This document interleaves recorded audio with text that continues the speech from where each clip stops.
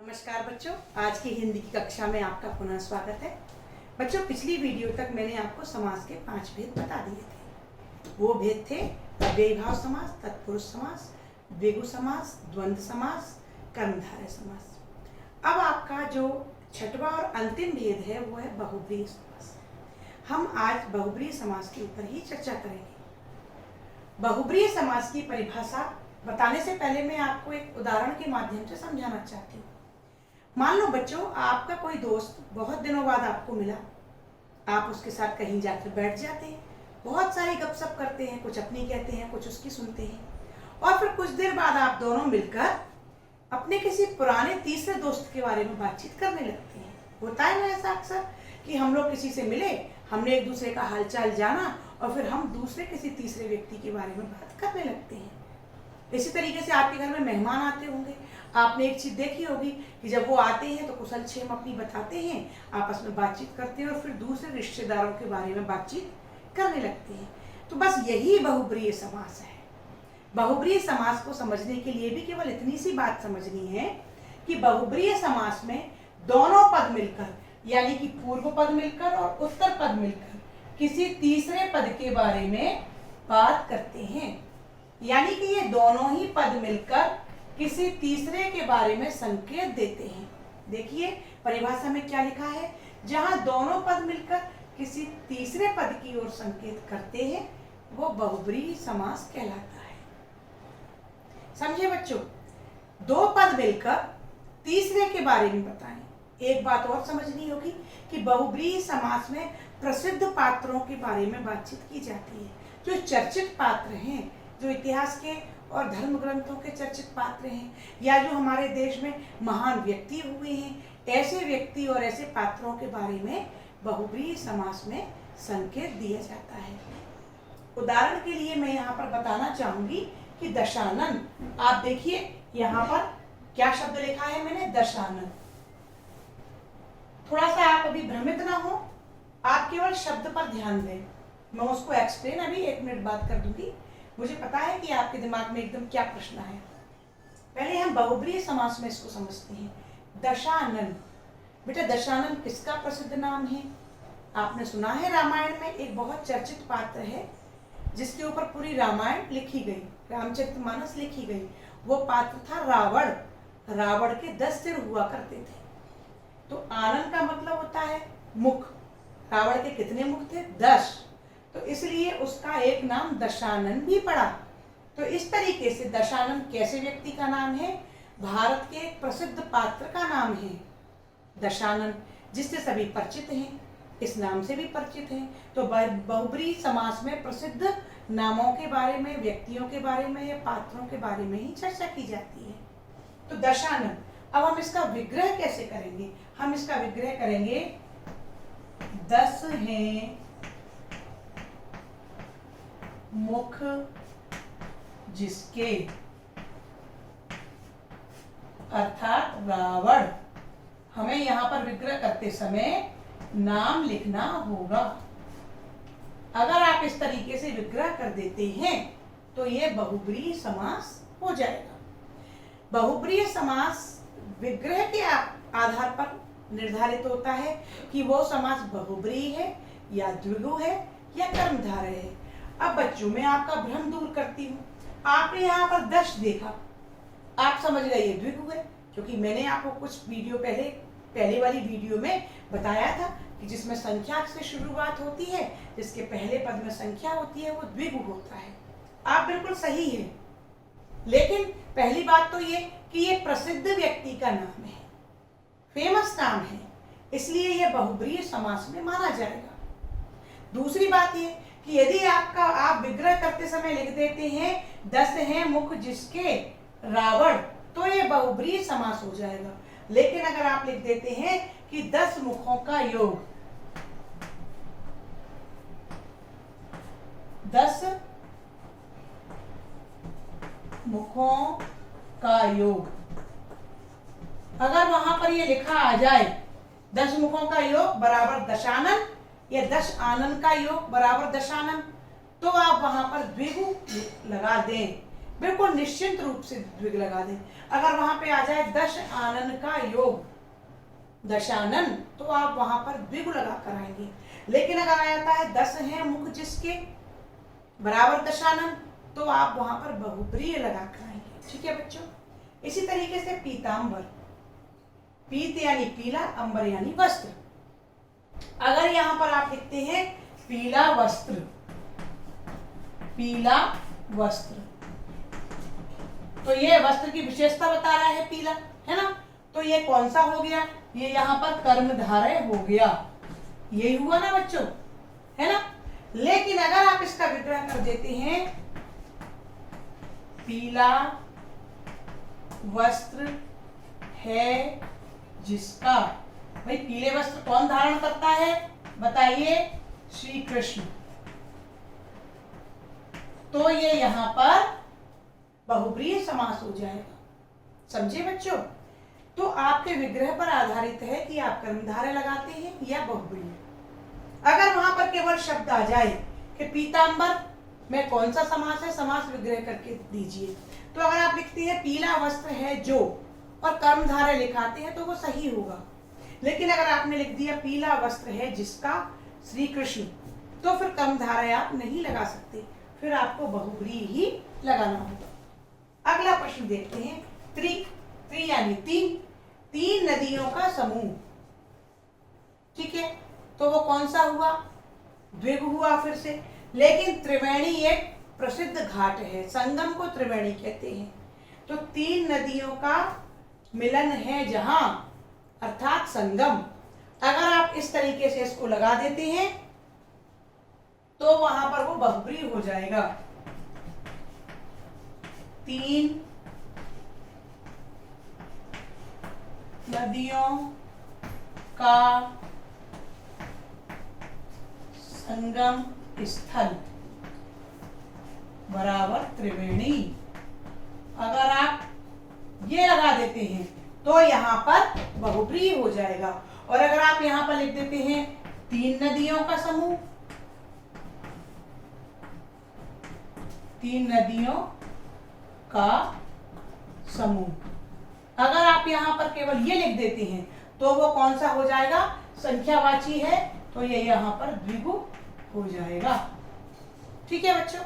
इसी तरीके से एक आया नीलकंठ। नीलकंठ प्रसिद्ध नाम है, किसका कंठ नीला है, महादेव का। तो आप क्या लिख सकते हैं, नीला है कंठ जिसका, अर्थात श्री शिव, शिव का ही नीला कंठ है ना। आपने पढ़ा होगा, उन्होंने विषपान कर लिया था तो उनका गला नीला हो गया था, कंठ नीला हो गया था। तो अगर आप इस तरीके से विग्रह करते हैं तो ये बहुब्रीहि है। लेकिन अगर आप लिख देते हैं नीला है कंठ जो, तो यहां पर कंठ की विशेषता है नीला, तो यहां पर ये कर्मधारय हो जाए।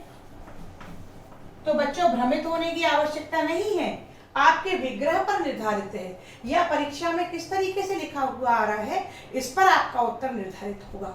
लेकिन आप एक बात समझ लें कि कुछ शब्द निश्चित रूप से द्विगु होते हुए भी बहुब्रीहि हो सकते हैं, कर्मधारय होते हुए भी बहुब्रीहि के हो सकते हैं। इसी तरीके से बहुब्रीहि के होते हुए भी द्विगु और कर्मधारय के हो सकते हैं। बच्चों मैं आपको कुछ और उदाहरणों के माध्यम से अच्छे से स्पष्ट करती हूँ।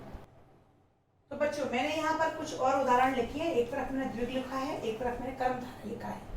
मैं ये बताना चाहती हूँ आपको कि ये शब्द जो हैं ये द्विगु में भी है लेकिन ये बहुब्रीहि के भी हैं। और इस तरीके से उधर लिखे जाने वाले शब्द कर्मधारय भी है और बहुब्रीहि भी है। तो पहले हम द्विगु को ध्यान में रखते हैं। देखिए पहला मैंने लिखा पंचानन। आपने पंच पकड़ा, पांच पकड़ लिया, आपने सोचा ये द्विगु है, ठीक है। अगर वहां पर लिखा आ जाता है पंचानन और आपके ऑप्शन में द्विगु आ जाए, द्वंद आ जाए, द्विगु आ गया, ठीक है, द्वंद आ गया, कर्मधारय आ गया और अव्ययी भाव आ गया, तो आप द्विगु लगाकर आ सकते हैं। बिल्कुल बेखटक होकर आप द्विगु लगा दें। इसी तरीके से अगर षडानन में भी यही आ जाए तो भी आप द्विगु लगा दें, अगर चतुर्भुज में आ जाए तो भी द्विगु लगा दें, त्रिवेणी में आ जाए तो भी द्विगु, ठीक है। लेकिन अगर यहाँ द्विगु नहीं आता है और यहाँ आ जाता है बहुव्रीहि, तो आप क्या करेंगे, आपको यहाँ पर बहुव्रीहि पर ही निशान लगाना होगा, भले ही चाहे ये संख्या से शुरू हुए हैं। उसका एक कारण मैं आपको समझाती हूँ। द्विगु में आप इसका विग्रह क्या करेंगे, 5 आनन का समूह, यही होगा। यहां करेंगे आप षड यानी 6 आनन का समूह, सही है। 4 भुजाओं का समूह, ये भी सही है। 3 नदियों का समूह, ये भी सही है। 10 आनन का समूह, ये भी सही है। इस तरीके से तो ये सारे द्विगु हैं। लेकिन अगर आप इसका विग्रह कर देती हैं 5 आनन हैं जिसके, किसके 5 मुख हैं पता है क्या आपको, ब्रह्मा जी के 5 मुख हैं, ब्रह्मा। इसी तरीके से षड आनन हैं जिसके, किसके षड आनन हैं, 6 आनन किसके हैं, शिव के बड़े पुत्र कार्तिकेय, कार्तिकेय जी के 6 मुख थे बच्चों। चतुर्भुज 4, अच्छा ये तो आपको पता ही होगा। 4 भुजाएं किसकी हैं बच्चों, बताइए। 4 भुजाएं किसकी हैं, आप पूजा में अगर पूजा करते हैं तो आपके यहाँ कैलेंडर जरूर होगा। विष्णु जी की 4 भुजाएं हैं। त्रिवेणी मैं पहले बता चुकी हूँ, 3 नदियों का समूह है जहाँ, 3 नदियों का संगम है जहाँ त्रिवेणी। दशानन भी बता चुकी हूँ, 10 हैं आनंद जिसके अर्थात रावण। तो इस तरीके से अगर आप विग्रह इस तरीके से कर देते हैं तो ये सारे शब्द बहुव्रीहि भी हैं, समझे बच्चों। तो आप ये विशेष ध्यान रखें कि केवल अंकों पर ही ना जाए। वैसे मैंने फेमस शब्द लिख दिए हैं जो अक्सर आ जाते हैं बहुव्रीहि में, लेकिन फिर भी 1-2 शब्द और अलग से आ सकता है। तो आप ये ध्यान रखें कि अगर वहां पर आपके वस्तुनिष्ठ प्रश्नों में बहुव्रीहि ऑप्शन दिया है तो आप उसे भी टिक कर सकते हैं। अगर बहुव्रीहि नहीं है और फिर द्विगु आया है तो ही आप द्विगु लगाएंगे, समझे बच्चों। तो चलिए ये तो हुई द्विगु की बात। अब हम यहाँ पर कर्मधारय समास की बात करते हैं। देखिए इधर जो शब्द लिखे हुए हैं इन सबको मैंने आपको कर्मधारय में समझाया था। गजानन, गज आनन मीन्स मुख, गज जैसे मुख वाला, या गज आनन है जो, गज जैसा आनन है जो। अगर आप ये कर देती हैं तो कर्मधारय, क्योंकि आनन की क्या विशेषता बता रहा है, मुख कैसा है, हाथी जैसा। लेकिन अगर आप लिख देती हैं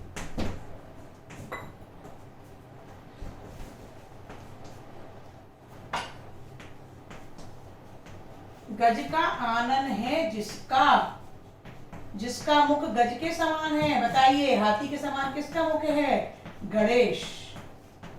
तो ये कौन सा हो जाएगा, ये बहुव्रीहि हो जाएगा। इसी तरीके से एक है लंबोदर, अगर आप लिख देते हैं लंबा है उदर जो, यही रुक जाते हैं तो ये कर्मधारय है। लेकिन अगर आप कर देते हैं लंबा है उदर जिसका,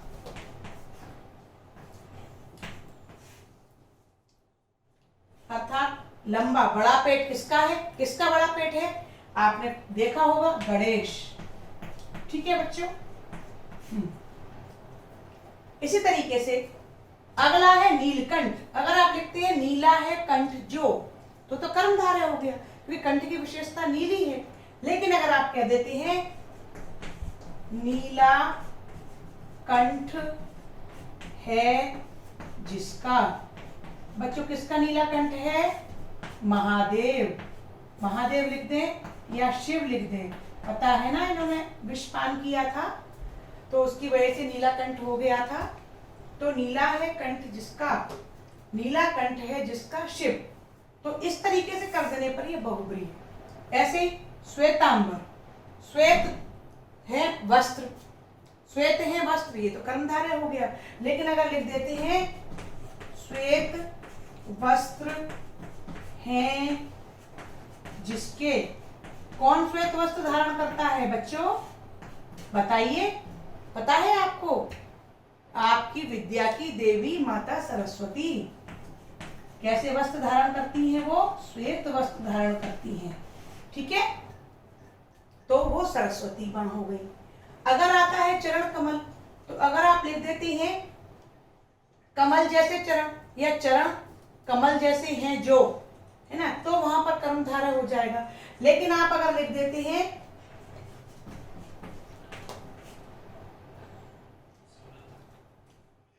चरण है कमल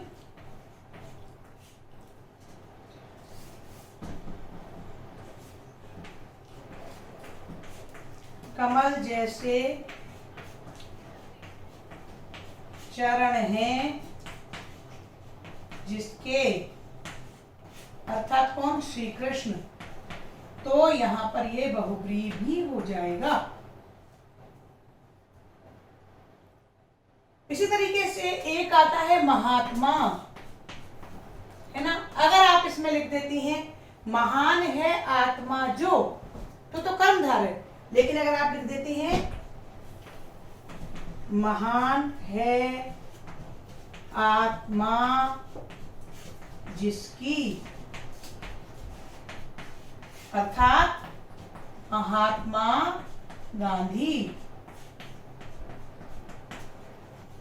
तो यहां पर ये बहुब्रीहि समास हो जाएगा। तो समझे बच्चों, मैं यहां पर आपको ये विशेष बात समझाना चाहती हूं कि आप विग्रह के आधार पर ही बहुब्रीहि और कर्मधारय का चयन करें।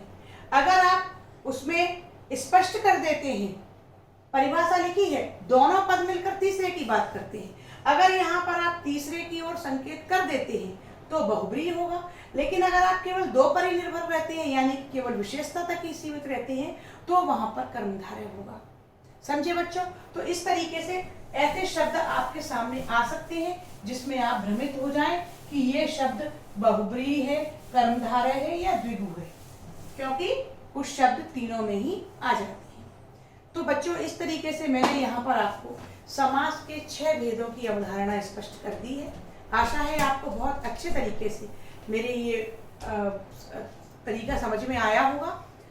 मैं अब आपको इस वीडियो के अगले भाग में समास से संबंधित कुछ प्रश्न और कुछ उदाहरण देने वाली हूँ। उन्हें आप ध्यान से देखें और उन प्रश्नों को हल करें। धन्यवाद।